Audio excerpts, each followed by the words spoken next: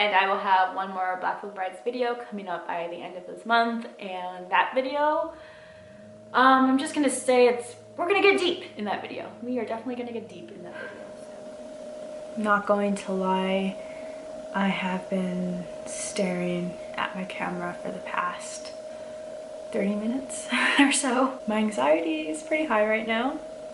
I'm just telling myself to breathe and that it's gonna be okay. It's going to be okay. Before I get into this video, I first just want to thank every one of you who watched all of my Blackfield Brides video this month and just give them a like and share them.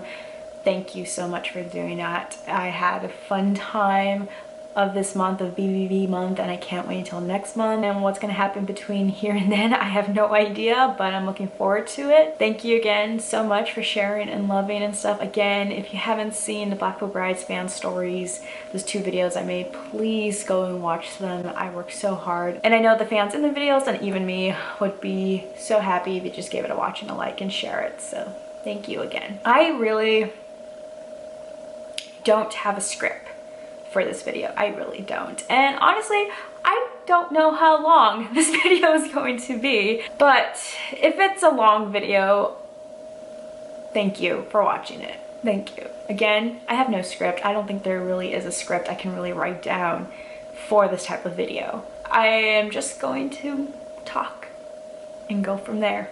I'm making the video because I'm ready. I'm ready to go into detail and tell you guys this huge part of my past, of me.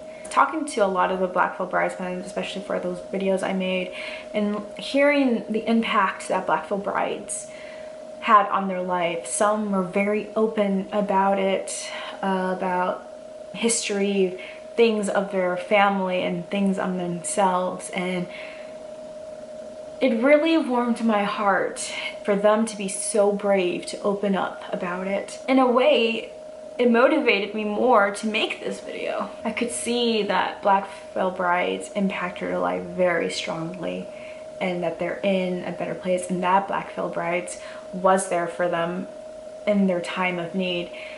And just like them, Blackfield Brides has impacted my life and I can't express it enough. They have saved my life. The things I'm going to be talking and opening about can be triggering for some of you. I will try my very best to put a warning when I go into these topics. I am scared to death, but at the same time, I am ready. This is how Blackfield Brides saved my life. Just like all the fans in that video, I too have a story of my Blackfield Bride story. I actually made a video of my BBB story, and with that video is actually how Chris found out about me and a lot of the fan, and how I was basically introduced to the fandom, the community of the ARMY through Twitter. In that video, yes, I mentioned my favorite album, song, merch, and concerts and everything. But I also did mention how much they saved my life. Back then, I didn't want to go into details about it because back then, I was still processing it. I have said over and over again that my favorite BBB song is Lost It All because I relate to that song so much. Growing up, my childhood was taken away and stolen from me. As a kid, I went through 2 things that caused trauma and very deep scars in me. I was a victim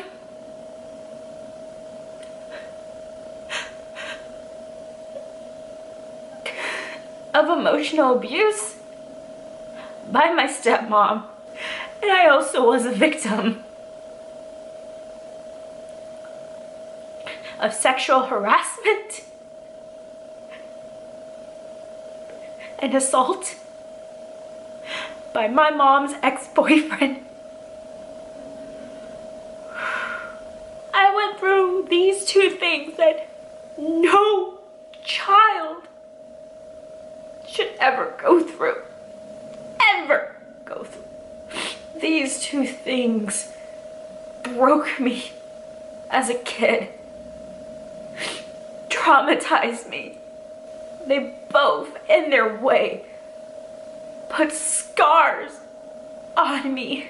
I want to say that I love my parents so much, and in no way I have no hate towards them, because they didn't know.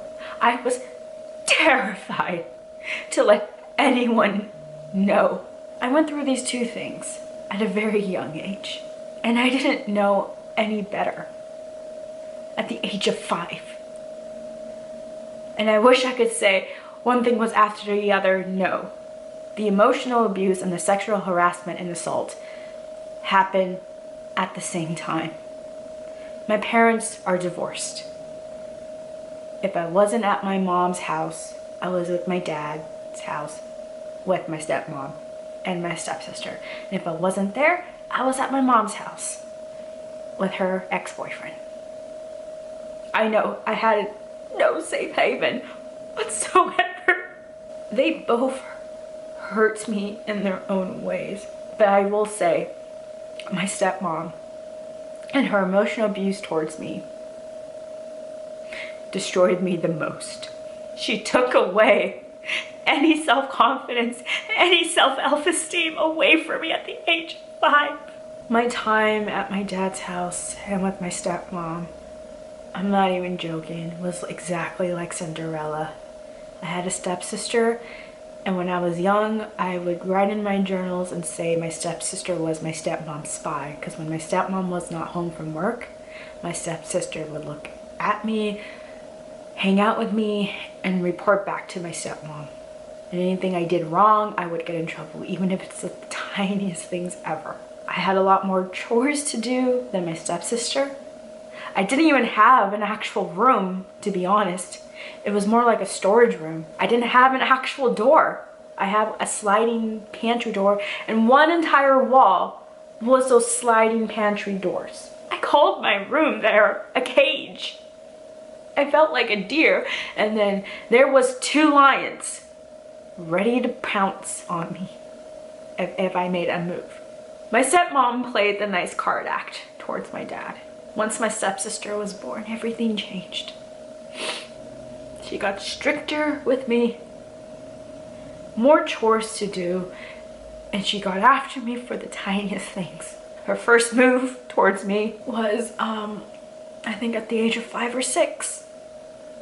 She took me to a salon and demanded and told the stylist to cut my hair, my long hair, because she said I didn't deserve to have long hair.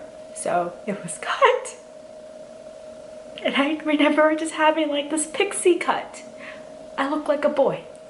I was crying in the chair when the hairstylist did it, and the hairstylist was concerned, and my stepmom just kind of, oh, she's fine, she's just having a really bad day.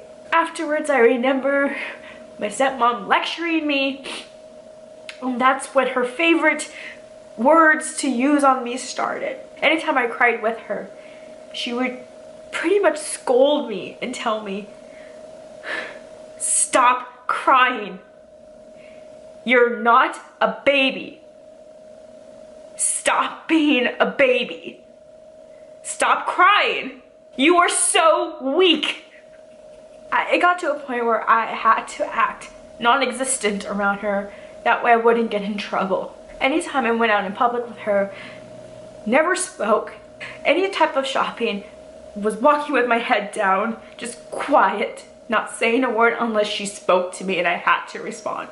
Even at the dinner table, she would make food. I would always get my plate last, less portion than anyone else. And she would always give me a wet, damp towel. And I had to finish all of the food, even if it was food I didn't make. And I think purposely she made food I did not like. And she would always guilt trip me saying, there are starving kids in Africa, eat your food. I never felt like I was allowed to speak in a dining table. The only time I only felt like I was okay was if my dad asked me something. But even still, she would just give me this look, this death stare. And I had to keep my answers short when responding to my dad. As time passed, the emotional abuse got worse the older I got. It got to a point where, like I said, I had to act it like I was non-existent, that I wasn't even born. She kept calling me weak, that I will never be strong. When puberty hit me and stuff, she was after me of how I looked. If I wasn't up to her standards, then I would have to change. I was never allowed to have my hair down. I was always up in a ponytail with her.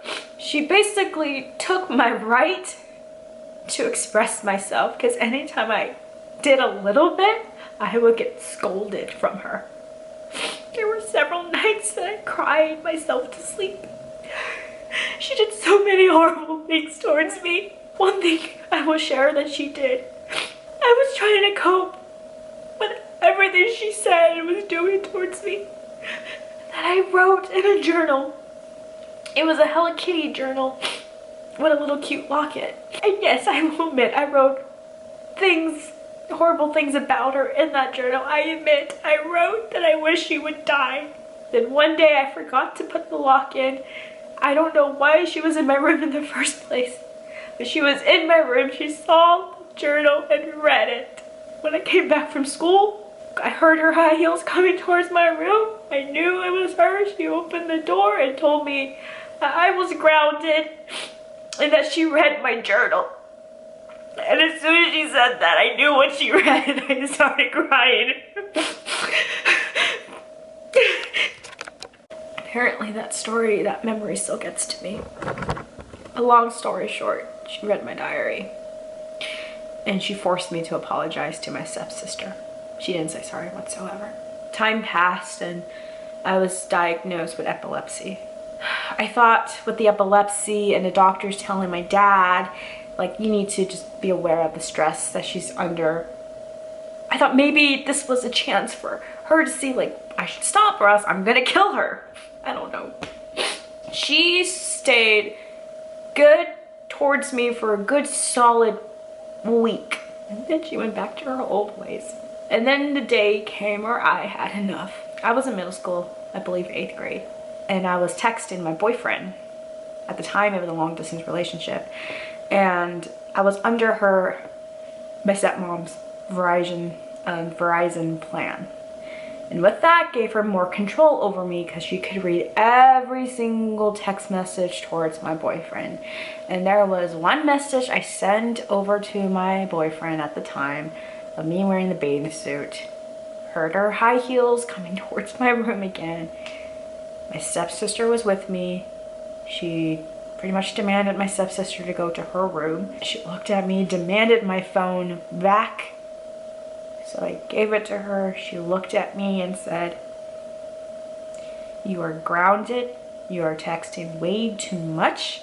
I don't know why. You have a boyfriend. You're so weak. You're not worthy to be loved. And also, I read your journal again." And she left. I guess you could say that was my final straw. Because I remember grabbing a notebook or something I want to write down, but I just couldn't. All I remember was stabbing the notebook and tearing the paper. My dad came from work, didn't know what happened, came to check on me, saw me crying, and asked me what happened. And I just told him and kept begging him, "I want to go home. I want to go home. Please take me home." And so he did. I packed a quick bag and he dropped me at my mom's house. My mom had no idea what was going on until I finally told her everything that my stepmom was doing to me. That was the last day I ever saw my stepmom. I escaped from her. But with me escaping and thinking it was over, I put all the trauma, the hurt, the pain into this solid steel box, chained it up, and just tossed it away, never facing it and dealing and healing from it. I just tossed it, everything away, thinking it's done, it's over, which I come to realize that I really needed to heal from all the pain she caused me. I'm sharing my experience with my stepmom first because, just to give you kind of a background, because she took everything away from me. She took my knowledge of what was normal, which was abuse and stuff, and at a young age, what I thought she was doing was normal and that I deserved it. She brainwashed me and made me believe that I was weak. I was not worthy to be loved. I was ugly. So when I went to my mom's house and saw her ex-boyfriend, yes, he was nice, but his intentions were wrong. I will not go into detail with him because he's a monster. He showed me affection, even if it was in a fucked up way. He showed me affection that I never received at my dad's house. Looking back at it now, he was grooming me. It got to a point, I don't even remember how old I was, that he did things to me. And at that age, I thought I was normal. And he continued to doing those things towards me. It wasn't till, I think it wasn't until like maybe I was 9 or 10, where I started watching this show, Law and Order Special Victims Unit. It was just randomly on the channel, and I remember watching that certain episode. I can't remember the name of it, but it was an episode of a little girl trapped in the basement calling 911 and talking to the detective, Olivia Benson, and they were trying to find her, but they couldn't. And during the episode, the little girl was telling her everything that this guy was doing to her. And when the little girl was speaking, it was what my mom's ex-boyfriend was doing to me. And that's when I realized that what he was doing was wrong. But I was a kid. I was terrified. The assault with him stopped after an incident with him.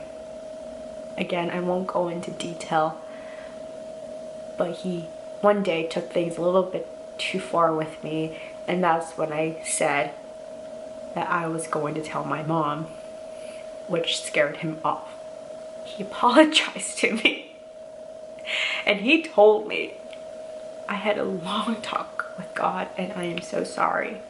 I didn't believe him, but at the same time I was so terrified that he got his way. For several years of me just being quiet. I didn't tell my mom, I didn't tell anyone. He was smart. He groomed me, and he shut me up by buying me gifts that I wanted. He's the definition of a monster. So the emotional abuse in him, it destroyed me. I wanted to get help, but I was scared. I was terrified. So when I went to school and hanged out with friends, I had this mask on, showing them I'm okay, but I was dying inside. My state of mind, mentally and emotional, was broken. High school, you know, we deal with typical drama stuff. As I mentioned, I had this huge box of all the pain from my stepmom, which I never healed or even talked about.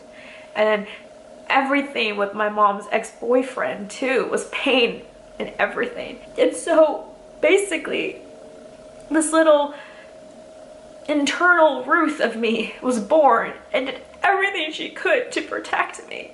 And she just kept those two boxes and hold them back as hard as she could. But then as life continued in high school, you know, drama happens, and there were a lot of incidents where one drama would happen and then would just trigger that pain. It would put that pain in these two boxes that the internal Ruth was trying to hold, and that pain was so strong that Ruth could not hold it anymore, and boom, these emotions and pain and stuff flooded out, and I was crying and mad or just whatever, and people didn't understand, like, why are you freaking out, Ruth, over this tiny thing? Because they didn't realize, because that little tiny thing put more into that pain level and stuff, and just let it all out. My mom didn't understand, my dad didn't understand, because they didn't know. I had no one to talk to. I didn't trust anyone. I was all by myself. And I will admit, being alone for so long and not able to talk, yes, I wanted to end the pain. So I had a suicidal thought. I almost went through with it, but I didn't. I was introduced to Black Fulbrights late in my middle school years. Didn't really got into them until freshman year of college. Their music and lyrics saved my life because they gave me hope and strength. Gave me hope. Their songs, their lyrics hugged me, gave me comfort, and told me you are allowed to express yourself. When Wretched and Divine came out, I bawled listening to every song, and I remember when it came to Lost It All, I was crying and happiness and sadness, just every emotion you can think of. Because in that song, Andy says, we all fall down sometimes. And he said in an interview, it's okay for you to be down. You don't have to stay strong. You can cry, you can let it out. And that was the first time I believed someone. I trusted someone. BBB and Andy showed and told me, it's okay to cry. It's fine. You are allowed to express yourself. So anytime I was dealing with my mom's ex-boyfriend or my stepmom's pain and stuff, I listened to that song to give me hope. As I said, they were there to comfort me and to show me that I can trust people and that I'm allowed to express myself. As far as an update with my stepmom and mom's ex-boyfriend, unfortunately my dad is still married to my stepmom, but I have not seen her in probably a decade now. I kind of forgot what she looks like right now. My mom's ex-boyfriend, my freshman year of college, I spoke out of what he did to me, which was not easy. That's a whole other story in itself. But I hanged in there after speaking out, telling my story to strangers, and it's basically my word against his. It took 4 years for justice. And throughout those 4 years, my closest friends, even my partner today, saw me in pain. I wanted to give up. I figured I should just let him walk because I'm in so much pain. He pleaded guilty. He's no longer with my mom. He is out of my life, and he is now registered as a, you probably guess what. And I remember when I got the news about it, that he pleaded guilty. I was at work at a staff meeting. My dad messaged me over on Facebook. As soon as I read it, I wanted to cry so hard. And maybe it was like the universe who scheduled it all, because it was on a Friday, I think, when I found out. And the next day, no, it was on a Thursday when I found out. And Friday, I went over to Seattle because Black Veil Brides was on the Resurrection tour, and that was my first time getting VIP experience. Again, maybe it was like the universe, because it was like, hey, we gave you these great news, now go see this amazing concert. Plus VIP, your first time with VIP. And it was such a wonderful experience, and that concert meant the world, because that was my very first concert I ever heard Lost It All live. And I remember listening to it live. The first notes, I cried. The first notes of that song, I cried. It was overwhelming because I was happy. I was just happy because I got the news about my mom's ex-boyfriend pleading guilty. And just listening to them in concert live. Like, all these emotions were in me, and I was just crying. I remember I was pretty upfront and just screaming, thank you, thank you, thank you. I know they didn't hear it, but I was just like, thank you. They have given me so much hope. and strength through the trauma I've been through. And I can't thank them enough. I really can't. Like, I wish I could give them a bear hug. I really wish I could. As of right now, I'm in counseling. I talk to my counselor regularly, and we are working on opening up those deep scars that my stepmom has left me, which has affected me a lot. Do I believe I am weak? No. Do I believe I'm a baby? No. Do I believe I'm ugly and fat? No. There's still a lot I need to work on myself, but I'm in a better place. I feel free to express myself. I feel free to cry. Blackville Brides has changed my life and saved it. As of right now, just being in contact somewhat with them and helping them with their TikTok, I'm still processing all this positivity, and also from you guys, your love and your support. I'm still processing it, and I'm still kind of like shocked because I never experienced this positivity ever. I've always experienced negative, and now to finally realize this is what positivity feels like this is actually true, not fake or false positivity. This is real. It's shocking me in a way, because like it's like almost overwhelming a little bit, but in a good way, because like, wow, this is what it feels like I'm acknowledging it now. I've acknowledged that I've been through trauma stuff. I acknowledge that I still have work with my stepmom's scars that she's left me. I have acknowledged that I have anxiety. Feels good to say that I have anxiety. I deal with anxiety because for so many years I was in denial with that. But now I'm also acknowledging the positivity of me as a person and acknowledging the good in me, because before I was just not even put any recognition to that. My ultimate goal is to be centered, to deal with the anxiety in a healthy way, to break all the bad habits I did growing up, to deal with all the traumatic and the pain, and to finally be healed from my stepmom and to actually forgive her, because I'm not there yet. I love my parents dearly, and we are working with each other. If you stayed this long throughout the video, thank you. Thank you so much for listening. I know I'm one story out of millions out there, but it's my story. It's my past, which made me me. I was a victim, but I'm a survivor now. I'm no longer a victim. They don't have a hold on me anymore. So, thank you. You're such a wonderful person. I've always really enjoyed just how genuine of a person you are. You know, there's no pretense. There's no I'm trying to be cooler than the next person. It's an endearing quality that is so rare in nowadays. You know, I mean, whatever you're doing, whatever your parents did